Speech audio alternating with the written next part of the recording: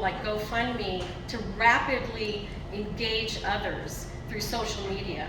Now, yes, there's a cost, but it's minimal, and it's worth it to use a platform like that. I think even when we do fundraisers, we use a different platform. Was it Zephy or something like that? So I really operate from the belief that communities never run out of generosity. Scott, if you can move ahead. Communities really do operate with prosperity in mind, and there is no lack. You know, just like there's hunger all over the world, but we have plenty of food, the same thing can be said about money. Communities are very generous by nature, but if we can think of things in terms of a community giving ecosystem, then we can look at things a little bit differently. And that includes businesses, nonprofits, volunteers, and communities. And so why am I up here talking today? I have a 30-year background in building networks, in growing memberships, in raising money from anywhere as little as $25,000 to $50,000, all in one fell swoop. Over the years, I've worked doing fundraising with grassroots campaigns, as well as community events. You'll see going forward on the slide deck that I have a lot of events that I've helped to fundraise with. And what I've learned is that successful fundraising comes down to repeatable patterns, right? And one of those insights is that most nonprofits really are trying to raise money from the same donors, the same businesses, and the same volunteers. And so that's the challenge of fundraising. The challenge is structuring fundraising so that everyone can succeed. So you can go ahead and move ahead. So this is a model that I conceptualized in my mind, where we have $100,000 that we're trying to raise as a community. Let's just say the community of Des Moines wanted to raise $100,000 to do a lot of really good things in the community. But if you attempt to raise that kind of money with no processes in place, no systems in place, it's going to be a real steep hill climb. If you do it with a model, you can in fact raise $100,000 in a very short period of time. The most important thing is to understand that we're not actually competing for the same dollars, and we're not competing with one another either. This ecosystem that I'm talking about is something that really can generate a lot of financial support for nonprofits that are organizing their time, by organizing their time and their energy. And the community can participate through attendance, donations, and advocacy. Those are three tenets of fundraising. And when these work together, this community model can, in fact, generate the $100,000. Here's an example. So if 100 people gave $100, that's $10,000. If 10 businesses stepped up forward with $5,000, that's $50,000. And if you had a community event that generated $25,000, and you had some grassroots campaigns, that might add another $15,000. And suddenly you have more than $100,000 that you can put back into the community and the causes that we really want to support. Not from one organization doing everything, because one organization can't be good at everything, right? So let's go ahead and move on to the next slide. And this is the $1 million community model, right? Where different folks are generating $100,000 each, right? It could be the chamber that's new, it could be legacy, it could be the Rotary here, and everybody looking towards $100,000 worth of impact, generating 10 times 10, you know, it's gonna be $1 million community model. This is where my mind goes when I think about fundraising. Next slide. Another example of a process that you can put into place when you're doing fundraising is to do matching funds. And a few weeks before the burning vote, I finally caught on to the fact that I was gonna go to the burning vote. So I decided to create a matching fund because I thought families that couldn't afford to go should be supported to go. And within a couple of hours, I rallied a bunch of friends and we raised about $1,300. And we matched basically all those tickets that those families could come in. But then I was faced with, well, who are the families? How am I gonna get the families to come in? And so I had to do some marketing, right, on the community pages so that we could find the families. And then my phone started ringing and ringing and ringing with families of 2 and 3 and 5. And then we were able to get all of those people in.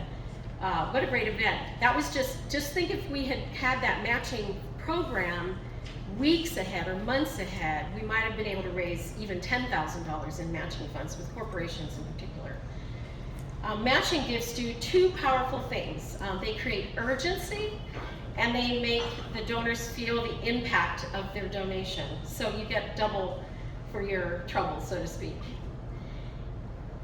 Let's move on to the next slide. So the reason I have this great big sign behind me is that I fell in love with the American Lake Veterans Golf Course as a result of being involved with the Murray's Collision Group. And the Murray's Collision Group, you know Pat Murray, his son Kyle, I work with him on his 2 different brands, Fix Auto and CarStar. And he had gone to a golf event at American Lake a couple of years ago. And last May, he engaged me to start some kind of a fundraising mentality within the company about this organization. He subsequently gave enough to fund 2 golf carts.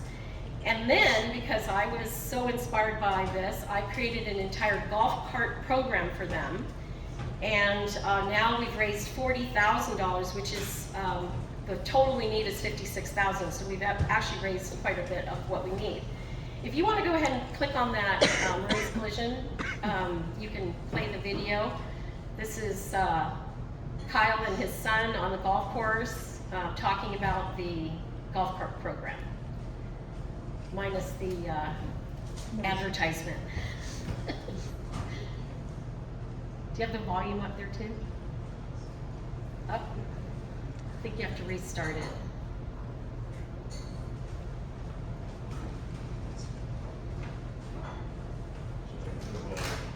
No volume. Oh, okay. You can kind of get a gist of it. So what Kyle is describing in this video is why folks should actually be compelled to donate to this CART program. And that video has helped us to raise that $40,000. It's another asset to be creating is videos. So you see me here sometimes putting videos out about the speaker, because the speaker benefits as well as the Rotary benefits when the good news that everybody's doing is put out there. You can go back to the presentation there.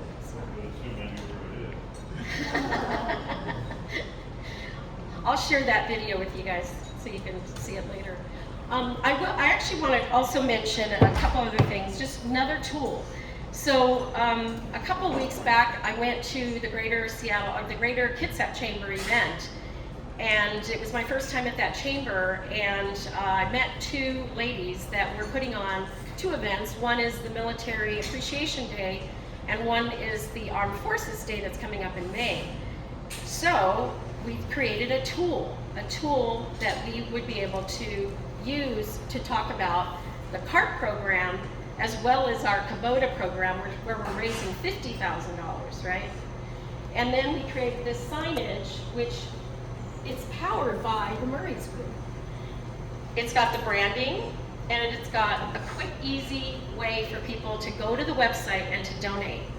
And we had so many people coming up to us at this event, and then we subsequently, the next day, because we had these tools, I jumped into the Seattle Golf Show for them without any planning, just because I had the tools in the trunk of my car, and I knew the friend, and I said, can we have a table for free? And he says yes. And that's putting time, treasure, and talent to work. And so I hope you guys take a look at that. I know that Peter came here and spoke, and Rotary was generously gave $500 towards the cause. Lastly, I will say about this, they were sitting at about $800,000 in gross donations a year ago. I've been working with them for less than a year, and we are now at $1.2 million. That's what the tools that I help to implement do for organizations. That's the best example I can give. Next slide. Okay, and so then I come to another wonderful project that I stepped into. I met Pat Nardo some years back as a result of Matt Mahoney, who introduced me to the parade, and I was filming the parade, and I met them, and then a couple years went by, and he said he had this dream of creating a larger scale Oktoberfest than just a private table that he had done in the years before. And I said, oh sure, I can help you, let me help you, and then one thing leads to another, and I start to put processes in place. I put the website together, I started to have I said, we need to have a fundraising element to this event. The first year, I think we maybe donated about $1,300. This last year, we donated $3,000. This coming year, we're going to be donating at $6,000 as my goal, right?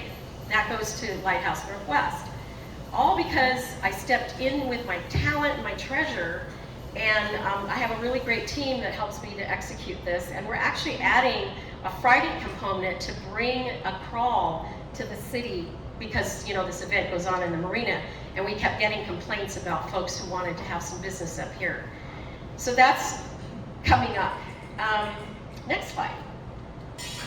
So there are 7 types of donors in every community, and they contain the first follower, the connector, the sponsor, the volunteer, the storyteller, the community builder, and the legacy donor. Raise your hand if you believe you're one of these. Yes, the whole room can raise their hands, because if you're a Rotarian, you probably are all 7 of these. And successful nonprofits learn to engage all 7 of those. Next slide. So leadership takes guts, and it takes gut to be also the first follower. So I think I want to play this video over here because you don't have any volume. Hang on a second. Let's see if I can do this.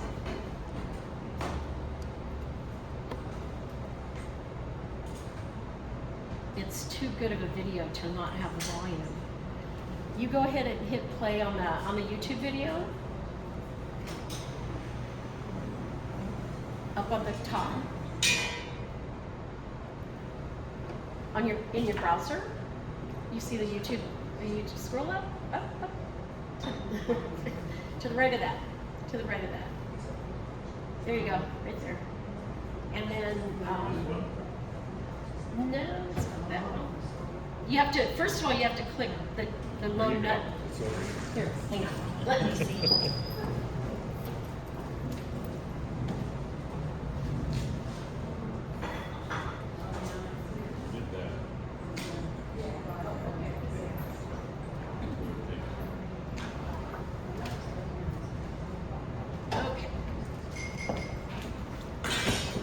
See if I can play the phone from YouTube.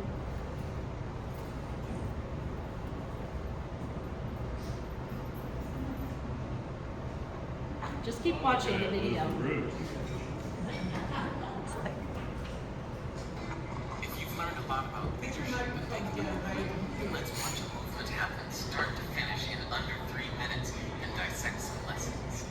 First, of course, a leader needs the guts to stand alone and look ridiculous. But what he's doing is so simple, it's almost instructional. This is key. You must be easy to follow. Now here comes the first follower with a crucial role. He publicly shows everyone else how to follow. Notice how the leader embraces him as an equal. So it's not about the leader anymore. It's about them, plural. Notice how he's calling to his friends to join in. So it takes guts to be your first follower. Stand out and ridicule yourself. Being a first follower is an underappreciated form of leadership. The first follower transforms a lone nut into a leader. If the leader is the flint, the first follower is the spark that really makes the fire. Now here's the second follower. This is a turning point. It's proof the first has done well. Now it's not a lone nut, and it's not 2 nuts. 3 is a crowd, and a crowd is news. A movement must be public. Make sure outsiders see more than just the leader. Everyone needs to see the followers, because new followers emulate followers, not the leader. Now here come 2 more people, then 3 more immediately.